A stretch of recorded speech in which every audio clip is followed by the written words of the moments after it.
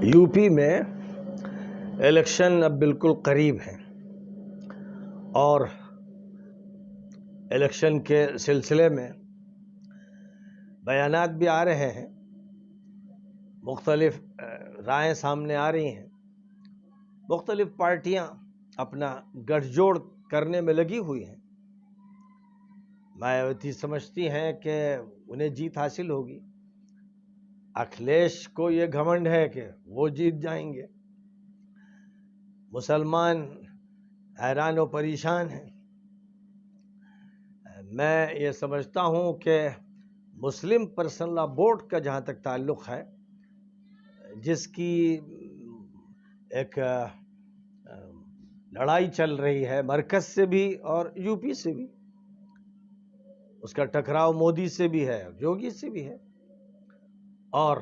مسلم personal لا board کے بارے میں یہ سمجھا جاتا ہے کہ وہ مسلمانوں کی نمائندگی کرتا ہے۔ اب اس وقت جو یو پی میں الیکشن ہونے والے ہیں، اس میں مسلم پرسنل لا بورڈ کا جو سب سے طاقتور ممبر اور سب سے بڑا نمائندہ، جس کی اپنی پارٹی ہے اور جس نے ملک کے مختلف صوبوں میں الیکشن میں حصہ لیا ہے اور اس کے لوگ کامیاب ہوئے ہیں، وہ یو پی میں بھی پوری تیاریوں کے ساتھ آ چکا ہے، اور اس کی طرف سے یہ اعلان ہے کہ یو پی میں 100 سیٹوں پر وہ الیکشن لڑے گا۔ یعنی جناب اسد الدین اویسی صاحب، جو مسلم پرسنل لا بورڈ کے سب سے زیادہ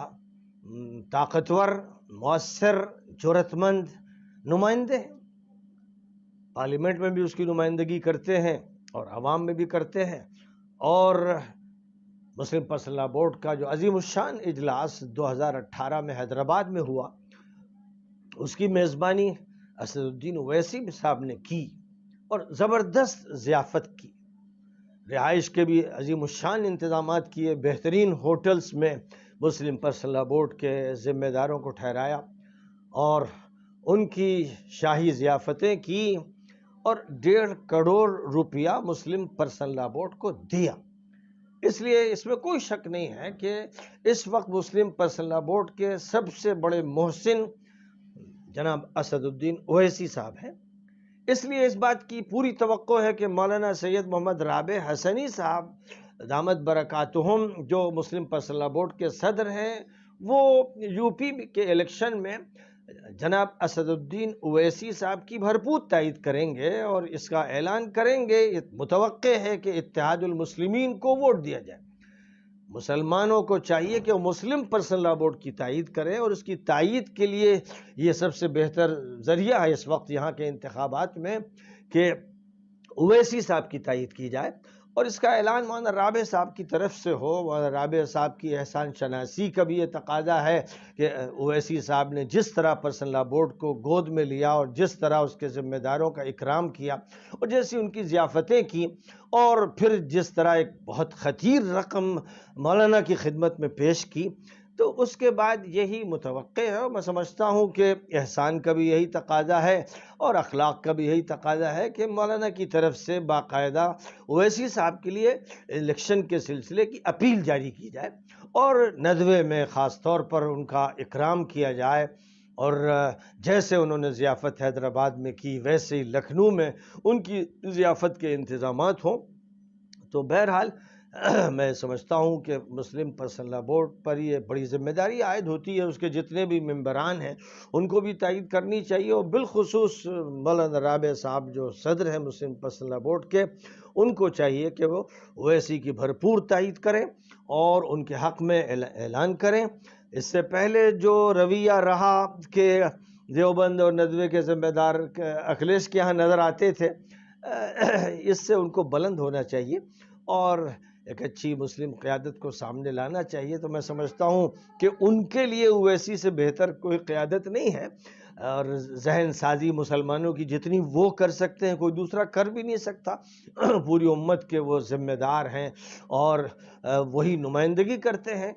پرسنل لاء کی بھی اور شریعت کی بھی. اس لیے میں سمجھتا ہوں کہ اس وقت مولانا رابع صاحب کی طرف سے اعلان آنا چاہیے کہ سارے مسلمان یو پی میں اویسی صاحب کی تائید کریں. اور پھر چونکہ بات یہ بھی آ رہی ہے کہ اوم پرکاش راج بھر بھی ان کے ساتھ ہے اور بھی کچھ پارٹی آ رہی ہے، تو اس طرح ایس سی اور S T O B C وغیرہ بھی شامل ہو جائیں گی، تو ایک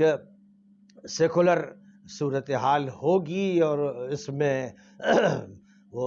مسلم پرسنل لاء بورڈ پر خاص طور پر حق رکھتے ہیں اویسی صاحب کہ ان کا استقبال کیا جائے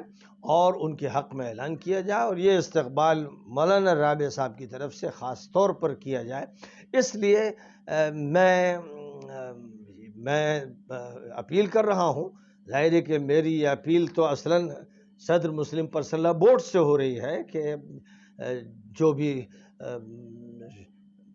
خدمات رہی ہیں اویسی صاحب کی، ان خدمات کا اعتراف کرتے ہوئے اس طرح کا اعلان ہو اور ان کا ساتھ دیا جائے، اور اپنی تمام شاخوں میں یہ بات کہہ دی جائے اور تمام ممبران سے کہہ دیا جائے کہ وہ اویسی صاحب ہی کی تائید کریں، ان کے علاوہ کسی اور کی تائید نہ کریں. میں یہ سمجھتا ہوں کہ ان کے لیے یہ زیادہ بہتر شکل ہوگی. اور باقی یہ ہے کہ دیگر جو سیاسی پارٹیوں کے ذمہ دار ہیں ان کی رائے کیا ہے. میں تو ان کی رائے معلوم کر رہا ہوں اور یہ دیکھ رہا ہوں کہ جو منظر نامہ ہے وہ تو تفریقے کا ہے اور اس کا فائدہ بی جے پی کو ہوگا. اگر وہ چاہتے ہیں، پرسنل لاء بورڈ کے لوگ چاہتے ہیں کہ فائدہ نہ ہو، تو ان کو چاہیے کہ ایک ایسی پارٹی کو جتا دیں، اس کو نمایاں کر دیں، اس کے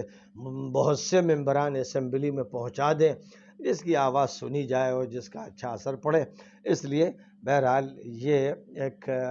مختصر سی ایک بات ہے جو اس وقت میں نے ذکر کر دی.